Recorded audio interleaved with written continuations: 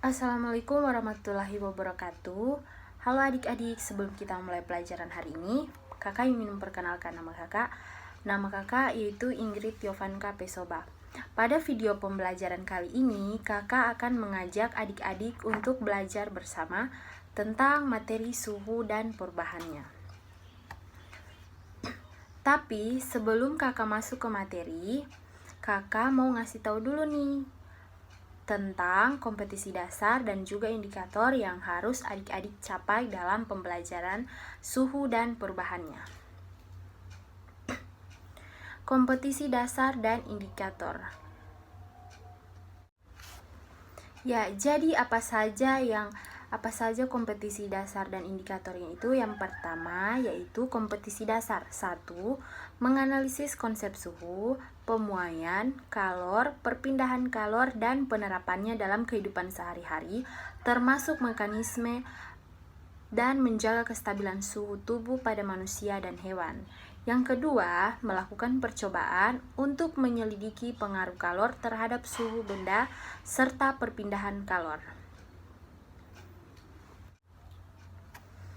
Ya, sedangkan indikatornya ada 5, yaitu yang pertama, menjelaskan definisi suhu. Yang kedua, menjelaskan berbagai jenis termometer. Yang ketiga, menentukan skala suhu dengan melakukan pengukuran suhu dengan menggunakan termometer.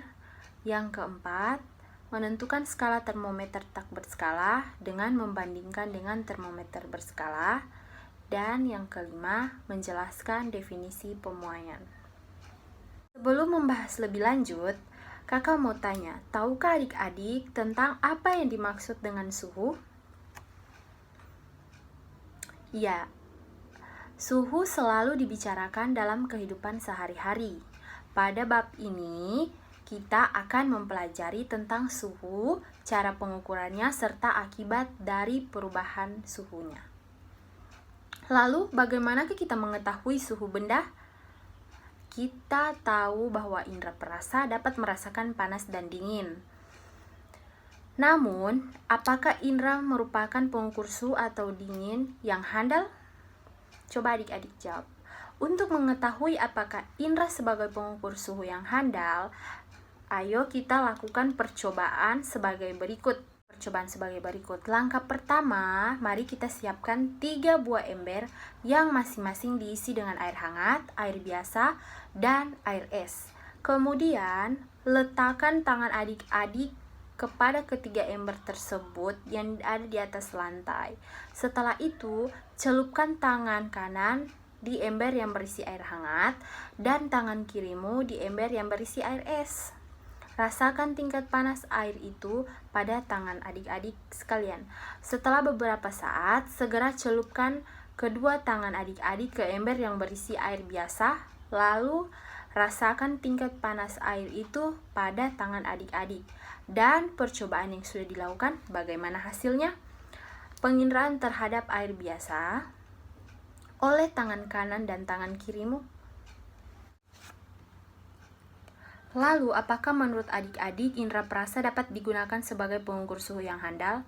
Hasil kegiatan penyelidikan adik-adik menunjukkan bahwa indera perasa memang dapat merasakan tingkat panas benda, tetapi indera perasa bukanlah pengukur suhu tinggi panas yang handal. Suhu benda yang diukur dengan indera perasa menghasilkan ukuran suhu yang kualitatif, sehingga tidak dapat digunakan sebagai acuan. Karena suhu harus diukur secara kuantitatif dengan alat ukur suhu yang kita sebut dengan termometer. Ya, baik adik-adik, di sini kita akan belajar tentang jenis-jenis termometer. Jenis-jenis termometer itu terdiri dari beberapa bagian, yaitu jenis yang pertama adalah jenis termometer zat cair. Secara umum, benda-benda di alam akan memuai jika suhunya berubah. Kenyataan ini dimanfaatkan untuk membuat termometer dari zat cair. Untuk lebih jelasnya, perhatikan gambar di samping. Ini adalah termometer yang diisi dengan zat cair. Jika Jadi, ketika suhunya meningkat, permukaan zat cair akan naik. Begitu juga sebaliknya, jika suhunya turun, atau rendah, maka permukaan zat cair juga akan turun. Pada umumnya, zat cair yang digunakan untuk mengisi termometer adalah air raksa dan alkohol jenis tertentu. Baik raksa maupun alkohol masing-masing memiliki kelebihan dan kekurangannya.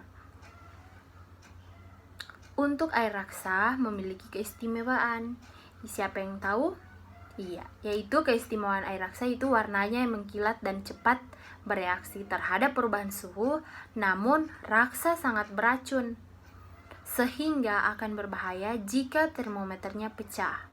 Baik adik-adik, sedangkan untuk alkohol biasanya harus diberi tambahan yaitu pewarna biru atau merah untuk membandingkan suhunya.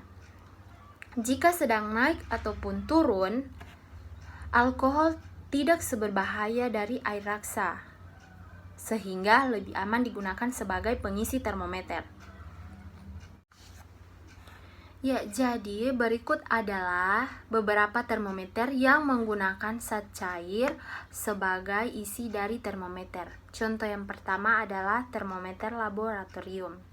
Bentuknya panjang dengan skala dari minus 10 derajat Celcius sampai 110 derajat Celcius. Isinya dapat menggunakan air raksa maupun alkohol.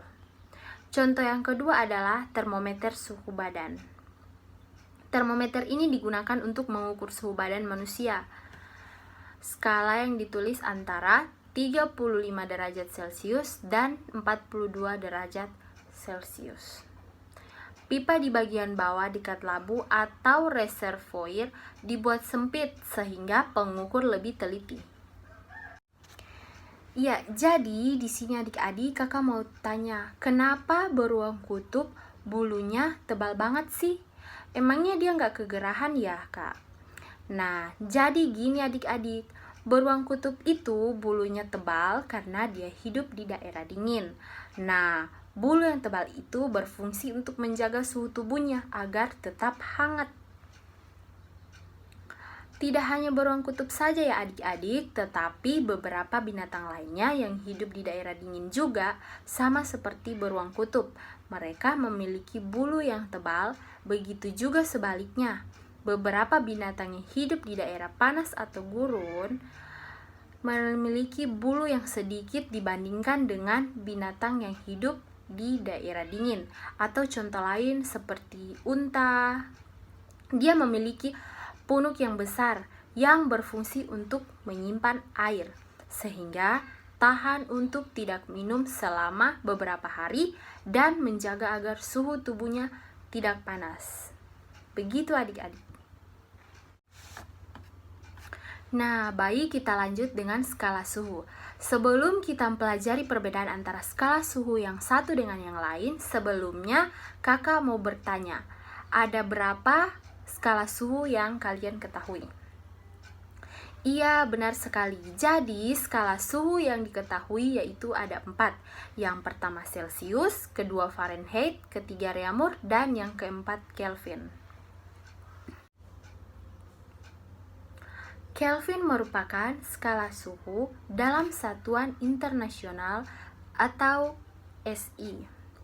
Skala suhu pada Kelvin memiliki perbedaan dari yang lainnya karena menggunakan 0 mutlak, tidak menggunakan derajat. Untuk Celcius memiliki titik tetap bawah atau titik terendahnya, yaitu 0 derajat, sedangkan titik tertingginya adalah 100 derajat. Kemudian untuk Fahrenheit memiliki titik terendah 32 derajat dan titik tertinggi adalah 212 derajat. Untuk Reaumur memiliki batas terendah 0 derajat dan batas tertingginya adalah 80 derajat. Sedangkan yang terakhir untuk Kelvin memiliki titik tetap bawah yaitu 273 dan titik tetap atasnya adalah 373. Jadi adik-adik, jika kita menggunakan perbandingan dengan matematika pada skala suhu antara Celcius berbanding Reaumur berbanding Fahrenheit dan berbanding Kelvin secara berturut-turut adalah 100 banding 80 banding 180 dibanding 100. Atau bisa diperkecil juga adik-adik menjadi 5 banding 4 banding 9 banding 5. Ya, jadi kakak memperlihatkan berikut ini adalah rumus yang dapat adik-adik gunakan untuk mengkonversi skala suhu. Jadi, jangan lupa diingat dan dicatat ya adik-adik.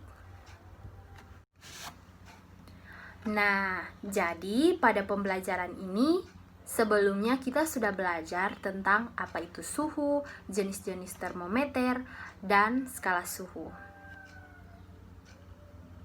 Sekarang kakak mau ayo latihan soal dengan cara yang sama. Rumuskan konversi skala suhu yang lain misalnya. Jadi contoh soalnya adalah tentukan 45 derajat Celcius sama dengan berapa derajat Fahrenheit. Jadi adik-adik, dari contoh soal yang telah kakak berikan tadi, siapa dari adik-adik semua yang mau mengerjakan? Ya, coba Stanley maju ke depan untuk mengerjakan soal. Ya, barangkali dari adik-adik semua ada lagi yang mau mengerjakan selain Stanley?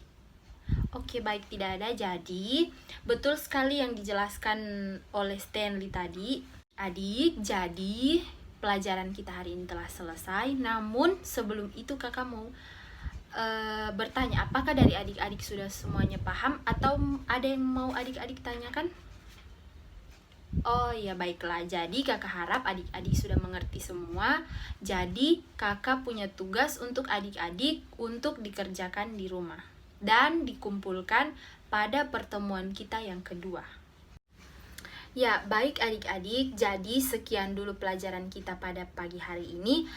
Kita tutup pelajaran kita pada pagi hari ini dengan berdoa menurut agama dan keyakinan kita masing-masing. Doa dimulai.